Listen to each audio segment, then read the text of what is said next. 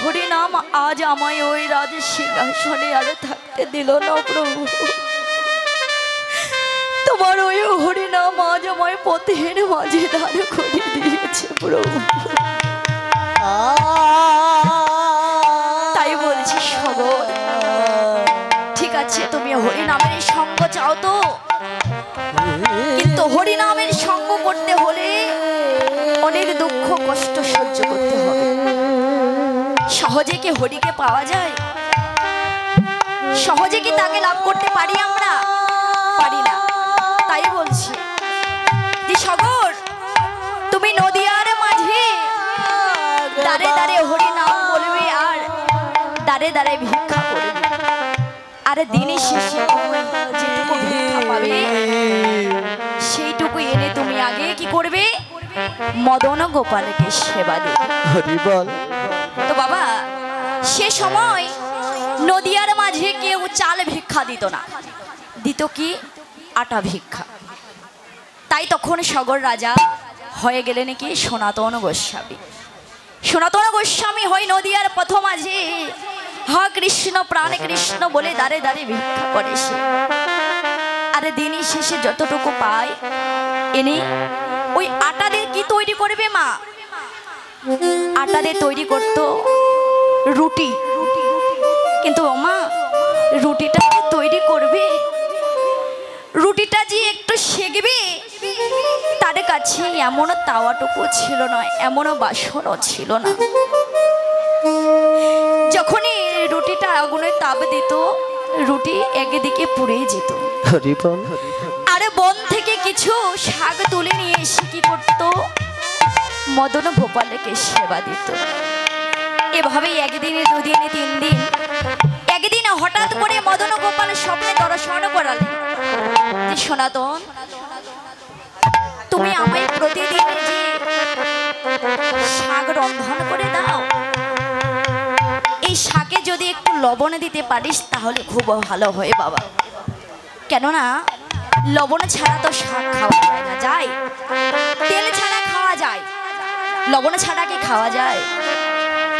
তো বলেছে প্রভু, আমি জানি প্রভু, আজ তুমি না মনে পড়ছে যে সনাতন শাকে একটু লবণে ছিটিয়ে দিস বাবা। কেন? যখন আমার কাছে দেবার মতো তোমার কাছে সকলে কিছু ছিল, তুমি তো কখনো বলনি সনাতন আমায় একটু ক্ষীরসর লবণের সেবা দে সনাতন। কখনো তো বলনি প্রভু যে আজ আমায় একটু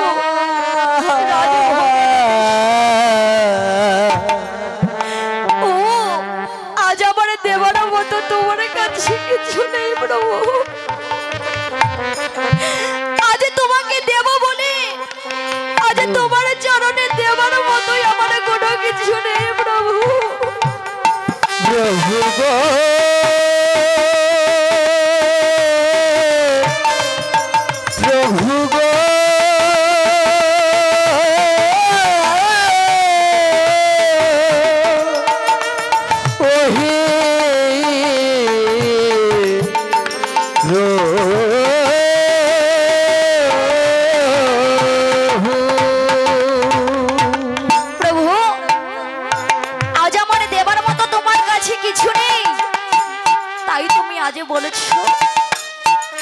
লবণ ছাড়া শাক খেতে পারছি না সনাতন, কালে বলবে পোড়া রুটি খেতে পারছি না সনাতন। তাই যাও প্রভু, এই জগতের মাঝে আমার বলিতে যা কিছু ছিল, আমার বলিতে যা কিছু ছিল প্রভু, আমি সব কিছু তোমার চরণে সঁপে দিয়েছি প্রভু। এই জগতে আমার বলিতে আর কিছু নেই প্রভু। তাই তুমি সেই ঘরে ফিরে যাও প্রভু, যে ঘরে গেলে তুমি ক্ষীরসর লবণের সেবা পাবে প্রভু, যে ঘরে গেলে তুমি রাজভোগ সেবা পাবে প্রভু, তুমি সেই ঘরে ফিরে চলে যাও প্রভু। কিন্তু প্রভু গো তোমার চরণে আমার একটি নিবেদন, তুমি যেদিনে চলে যাবে যাও প্রভু, কিন্তু যেদিন আমার এই দেহ হতে প্রাণ পাখি উড়ে যাবে, সেই দিনে যাবার বেলা প্রভু গো আমি যেন তোমার চরণ দেখে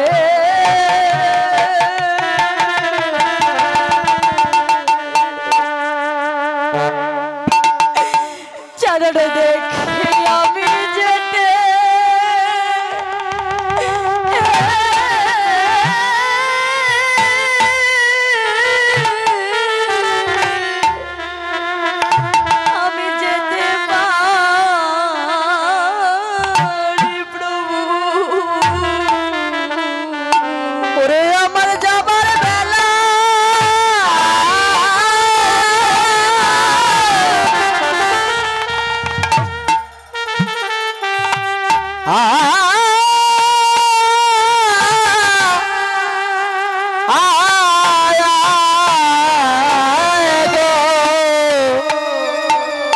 ওহে প্রভু গো, সেদিন যেন তোমার চরণ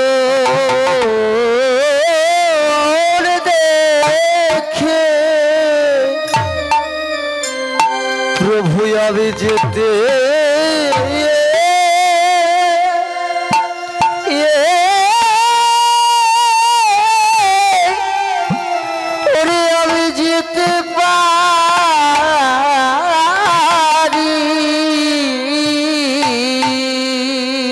জগতের আমার আর কোনো প্রভু আমার আর কোনো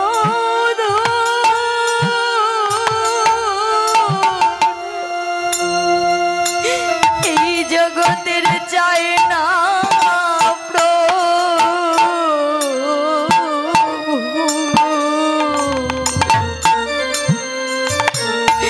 সেদিনের জন্য আমি তোমার চরণ দেখি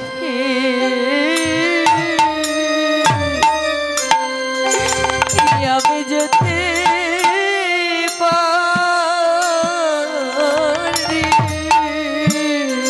ওরে জগতে আর কোন ওরে আর কোন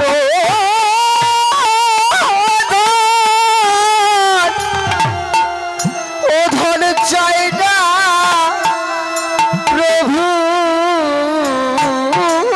গো, ওরে সেই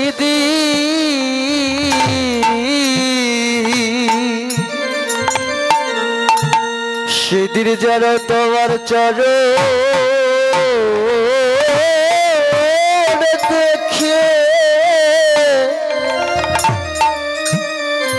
দেখে যেতে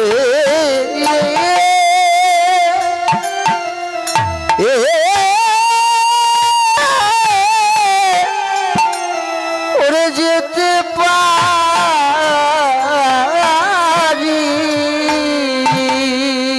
তোমার আর কোন ওরে আর কোন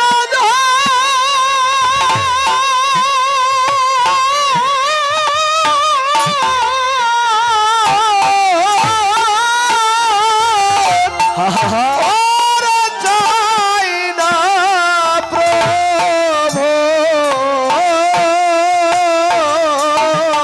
হরি বল সেদিন তোমার চরণ দেখে তোমার চরণ দেখে যেতে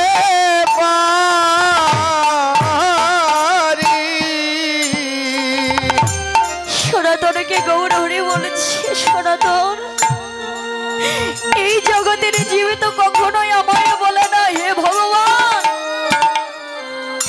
এই জগতে আমার বলতে তো কোনো কিছু নেই প্রভু, এই জগতে আমার বলতে যা কিছু আছে প্রভু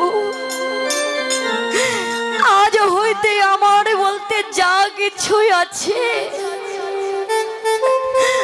সব কিছু তোমার চরণে সঁপে দিলাম প্রভু। জগতে তুমি আমার হও না হও, হরি বল। আজ হইতে আমি তোমার হয়ে গেলাম।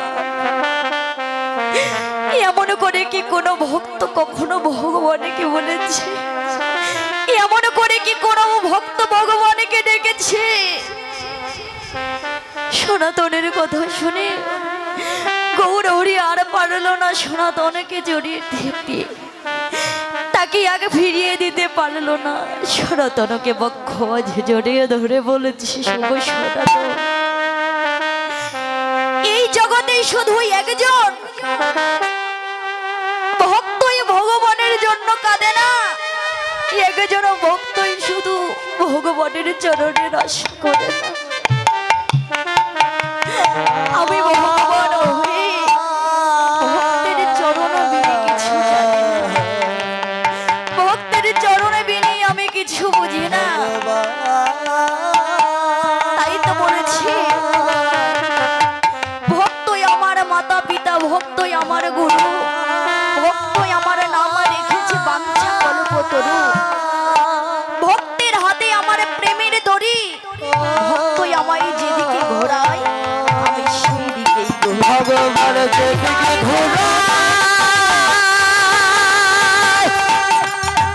দয়াল যেদিকে ঘোরায়,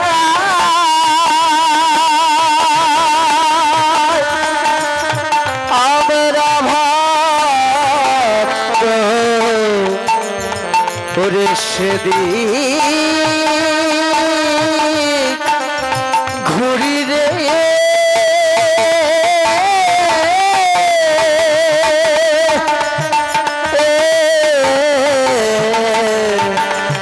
এ ভরা জগতে।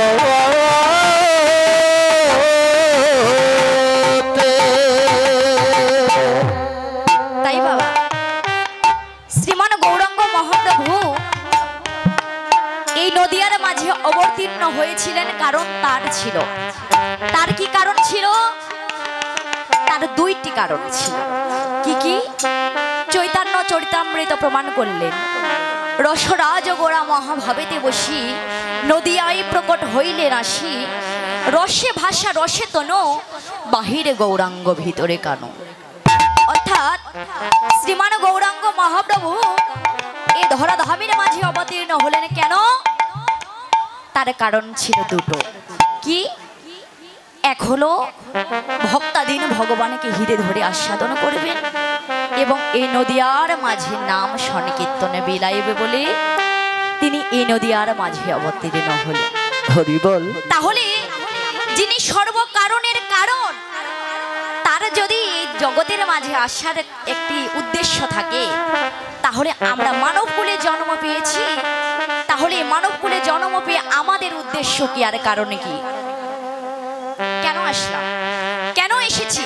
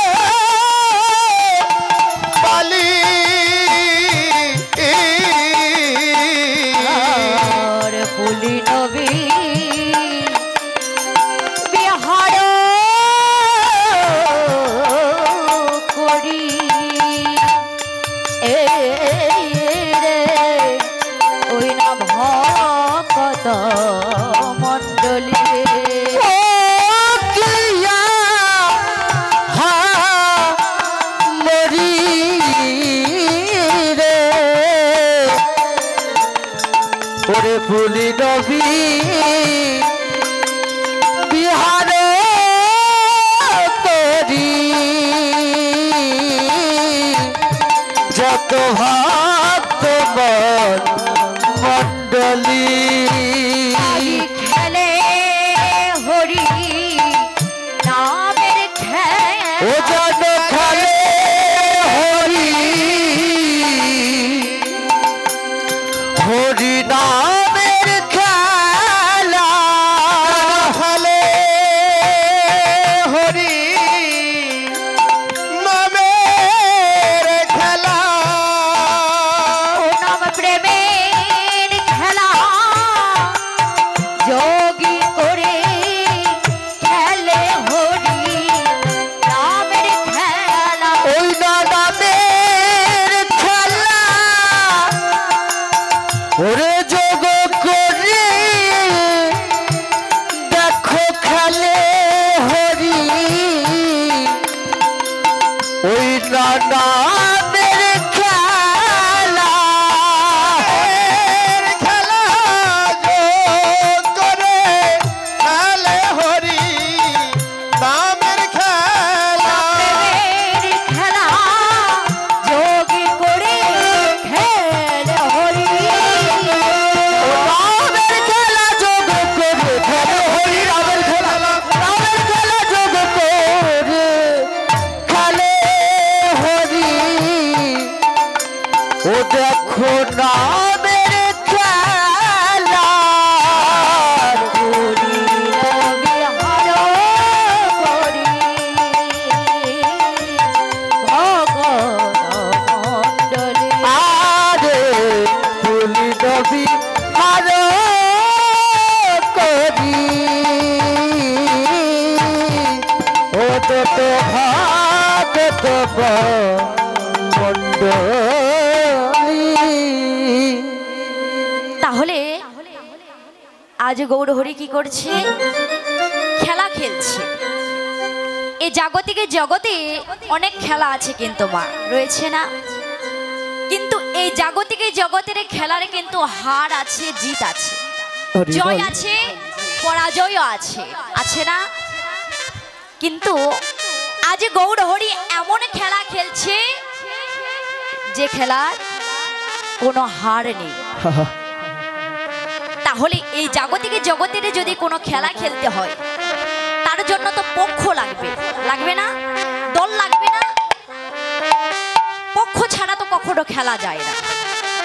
তাহলে আজ গৌরহরি কোন খেলা খেলছে? তো বলছে হরি নামের খেলা খেলছে। তাহলে হরি নামের খেলা খেলতে গেলে কার প্রয়োজন? সহচরের প্রয়োজন নেই। তাহলে আজ হরি নামের খেলা খেলছে কাকে নিয়ে? তো বলছে নাম এবং প্রেমকে সঙ্গে নিয়ে। তাহলে এবার মা, নাম কি আর প্রেম কি? আমরা যে হরি নাম করি, করি না মা? কিন্তু তাহলে হরি নামের কৃপা কেন হয় না? আমরা যদি নাম করে থাকি কেন ওই নামের আমাদের প্রতি কৃপা হয় না? হরি বল হরি বল হরি বল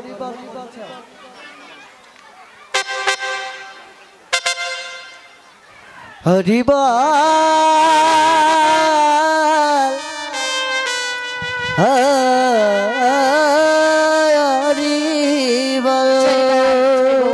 ইতিপূর্বে অনেক মা দিদিরা আমাকে গীতা দান করেছে, সিঁদুর দান করেছে, বস্ত্র দান করেছে।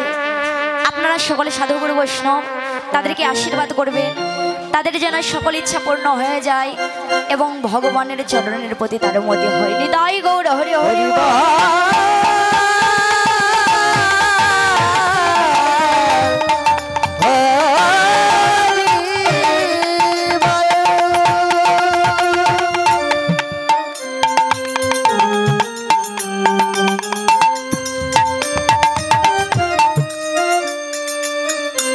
তো যাই হোক মা, আমি সকলের উদ্দেশ্যে একটি কথা বলতে চাই।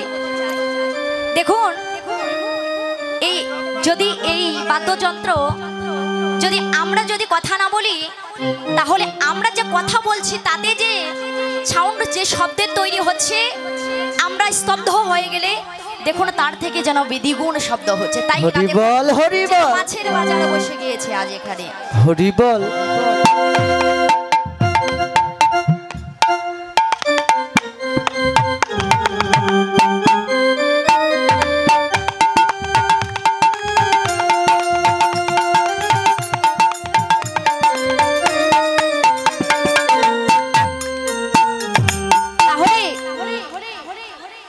আজ দেখুন মা, সারা জীবন তো সংসার করে গেলাম, সারা জীবন তো হইচই করেই গেলাম, আজ এখানে কিঞ্চিত মাত্র সময় পেয়েছি, তবুও মন টিকছে না।